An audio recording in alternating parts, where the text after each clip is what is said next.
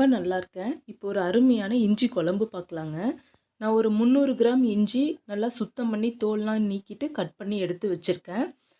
இப்போ இஞ்சி குழம்புக்கு தேவையான அத்தனையும் நான் எல்லாம் ஃபுல்லாக ரெடி பண்ணி எடுத்து வச்சுட்டேங்க. இப்போ எப்படி சமைக்கிறதுன்னு நம்ம பார்க்கலாம் வாங்க. இப்போது கடாயில் எள்ளெண்ணெய், நான் இந்த இஞ்சி குழம்பு முழுக்க எள்ளெண்ணெயில் தான் இப்போ நான் செய்ய போகிறேன். வெரமல்லி, சீரகம் 1½ ஸ்பூன், 1 ஸ்பூன் மிளகுங்க. இதில் வெரமிளகா ஒரு 7 to 8 எடுத்துக்கோங்க.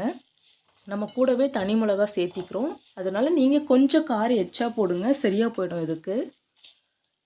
பாருங்கள், இப்போது பொன்னிறமாக வறுத்து எடுத்து வச்சாச்சுங்க. இப்போது கொஞ்சமாக எண்ணெய் ஊற்றி அதில் ஒரு 25 to 30 சின்ன வெங்காயம், நான் ஒரு பூண்டு, பெரிய பூண்டாக இருக்கிறதுனால ஒரு பூண்டு ஃபுல்லாக போட்டிருக்கேன். பாதி நல்லா வணங்கின வாட்டி நம்ம தக்காளி பழம் நல்லா பழமாக சேர்த்திக்கோங்க. நான் பெரிய தக்காளின்றதுனால 2 சேர்த்திக்கிட்டேன். இல்லைன்னா நீங்கள் 3 இல்லைன்னா 4 சேர்த்திக்கலாம், நீங்கள் சைஸ்க்கு ஏற்ற மாதிரி. இது நல்லா வணங்கட்டுங்க, ஃபுல்லாக வணங்கட்டும். இப்போது நல்லா வணங்கின வாட்டி அதுக்கு பின்னாடி நம்ம தனி மிளகாய் தூள், காஷ்மீரி சில்லி, இது 2மே நம்ம சேர்த்திக்கலாங்க. காஷ்மீரி சில்லி கொஞ்சம் உங்களுக்கு கொஞ்சம் கலரிங் கிடைக்கும், இல்லைன்னா டார்க் ப்ரௌனாக வரும். அதனால் நான் காஷ்மீரி சில்லி சேர்த்திக்கிட்டேன். இதை ஆஃப் பண்ணிகிட்டே நீங்கள் இது சேர்த்திக்கலாம். தேங்காய் ஒரு 2 ஸ்பூன் போடுங்க போதும், பெரிய ஸ்பூனில். அதிகமாக தேங்காய் சேர்த்திக்க வேண்டாங்க, சும்மா போட்டோம் டேஸ்ட்டுக்காக அப்படின்னு நான் போடுறேன். அதிகமாக தேங்காய் போட வேண்டாங்க. இதையும் நீங்கள் தனியாக எடுத்து வச்சுருங்க. இப்போ எள்ளெண்ணெய் நல்லா கொஞ்சம் தாராளமாக ஊற்றிக்கோங்க. ஊற்றிட்டு கட் பண்ணி வச்சுருக்கிற இஞ்சி நல்லா சேர்த்திக்கோங்க. இப்போ இதை ஃபுல்லாக குறைஞ்சபட்சம் ஒரு 12 to 15 நிமிஷம் ஆகுங்க இது பொன்னிறம் ஆகிறதுக்கு.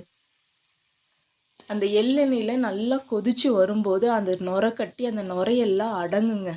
அடங்கின வாட்டி நாம் சேர்த்திக்கலாம். நான் இப்போ புளி கொஞ்சம் சொல்ல மறந்துட்டேன், அதனால் நான் அதையும் சேர்த்திக்கிட்டேங்க. ஒரு பெரிய எலுமிச்சம்பழம் சைஸ் அளவு புளி சேர்த்திக்கோங்க. அதில் பாருங்கள், கரெக்டாக ஃபுல்லாக பாதி வறுபட்டுருச்சு. அந்த நுரையும் நல்லா நுரை கட்டிட்டு வருது இல்லைங்களா, நல்லா கோல்டன் கலர் வரும்போது ஃபுல்லாக நுரை அடங்கிடுங்க. பார்த்தீங்களா, இது ஸ்டேஜ் வரைக்கும் நீங்கள் நல்லா வணக்கி எடுத்துக்கோங்க. உங்களுக்கு அந்த இஞ்சி காரமாக அந்த தொண்டை அறுக்கும். இந்த மாதிரி நீங்கள் பச்சையாக போகிறதுக்கு பதிலாக இந்த மாதிரி வறுத்து எடுத்து போட்டிங்கன்னா உங்களுக்கு குழம்போட வாசனை, டேஸ்ட்டு கெட்டு போகாது.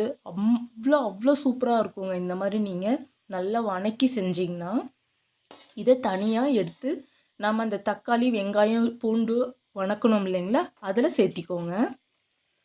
பாருங்கள், ஃபுல்லாக சேர்த்தியாச்சு. இதை நான் ஃபேன் காற்றுல ஆற வச்சுட்டு வந்துடுறேங்க. அது வறுத்ததெல்லாம் நம்ம தனியாக அரைச்சி கொண்டு வந்துடலாங்க. இப்போ வெரமல்லி, மிளகு, சீரகம், காஞ்ச மிளகாய் இதை நல்லா பவுட்ரு பண்ணி எடுத்த வாட்டி இந்த வெங்காயம், பூண்டு, இஞ்சி இதெல்லாம் சேர்த்து ஆற வச்சுருக்கோம் இல்லைங்க, இதையும் சேர்த்து நம்ம அரைச்சிக்கலாங்க.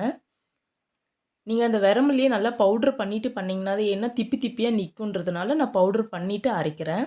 இப்போது அதே எண்ணெயில் இன்னும் கொஞ்சம் கூடுதலாக எண்ணெய் சேர்த்திக்கோங்க. எள்ளெண்ணெய் சேர்த்துன வாட்டி எண்ணெய் காஞ்சதும் வெந்தயம், சீரகம், கடுகுங்க, இது கூடவே பொரிஞ்சு வரும்போது சின்ன வெங்காயம், பூண்டு, கருவேப்பிலை, காஞ்ச மிளகாங்க.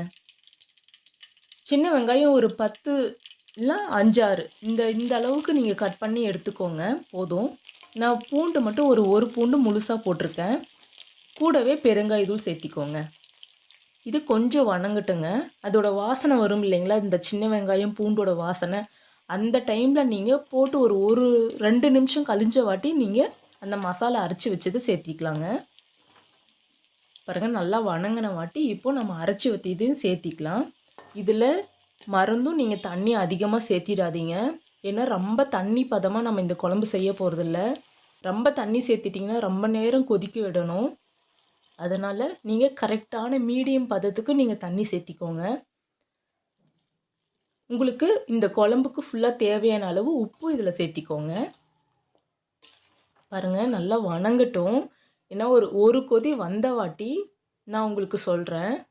பாருங்கள், இப்போ ஒரு கொதி வந்திருக்கு. இந்த அளவுக்கு அந்த கெட்டி பதம் இருந்துச்சுன்னா நீங்கள் உங்களுக்கு சுண்டி வரும்போது அந்த குழம்பு பதம் கரெக்டாக வருங்க. இப்போது ஒரு 2 ஸ்பூன் அளவு, பெரிய ஸ்பூன் அளவு நான் நாட்டு சக்கரை இருக்கு இல்லைங்களா, அதை நான் சேர்த்திக்கிறேன். இது நல்லா கலரி விட்டுருங்க. இதை மூடி வச்சு இதில் நீங்கள் கொதிக்க வச்சு எடுக்கிறீங்க பார்த்தீங்களா, அதுலேருந்து தாங்க இந்த குழம்போட டேஸ்ட்டே இருக்குது. ஃபுல்லாக அடியில் அந்த கோல்டன் கலர் பிடிக்க ஆரம்பிக்குங்க. அப்பப்போ நான் இது வந்துட்டு ஒரு 5-6 டைம் நல்லா மூடி வச்சு எடுத்திருக்கேன். இப்போ உங்களுக்கு அந்த அடியில் கோல்டன் கலர் பிடிக்கும் இல்லைங்களா, அதையும் சேர்த்து நல்லா கிண்டி விடுங்க. அப்போ தான் இந்த குழம்போட டேஸ்ட்டே இதில் மெயின் இதுதான். ஃபுல்லாக இப்போ வந்து ஒரு 20 நிமிஷங்க, குறைஞ்சபட்சம் 20 நிமிஷம் நான் ஃபுல்லாக கொதிக்க வச்சு மேலே எண்ணெய் திரண்டு சுண்டி வர அளவுக்கு, இப்போ உங்களுக்கு அந்த ஸ்டார்டிங் குழம்பு ஸ்டேஜும் இதுவும் உங்களுக்கு பார்த்தா தெரியும். இந்த அளவுக்கு நல்லா சுண்டுற வரைக்கும் நான் ஃபுல்லாக அதோட பச்சை வாசனை போயிடுச்சு. ஈரப்பதம் இருக்கு இல்லைங்க, அதுவும் சுத்தமாக போயிடுச்சு. இப்போ நீங்கள் இதை வெளியே 1 மாதம் வச்சுருந்தாலும் கண்டிப்பாக கெட்டு போகாது. இந்த மாதிரி செஞ்சு பாருங்கள். கண்டிப்பாக உங்கள் எல்லாருக்குமே இந்த குழம்பு பிடிக்கும். 1 மாதத்துக்கு ஒரு டைமாவது இதை கண்டிப்பாக விரும்பி செஞ்சு சாப்பிட்டு பார்ப்பீங்க.